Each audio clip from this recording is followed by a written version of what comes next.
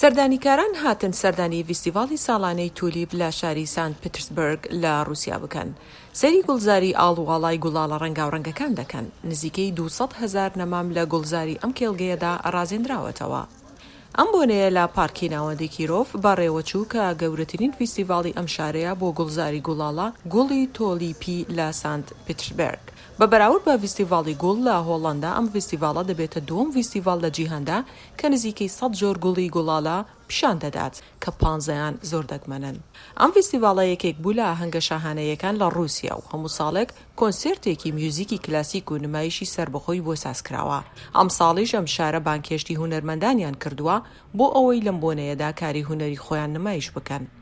ڕێخەرانی ئەم چالاکیە دەڵێن سانت پترسبرگ لە ڕێگەی نمایشە هونەریە جیاوازەکانەوە بانکێشتی وێنەکێش و هەڵبەستوان و میوزیک ژەنە بەناوبانگەکانی رووسیای کردووە بۆ ئەوەی کلتوری دێرینی رووسی بە زیندوی بهێڵنەوە و بە خەڵک ئاشنای بکەنەوە. فیستیڤاڵی ئەم ساڵی گوڵاڵەش تا 1 مانگ بەردەوام دەبێت.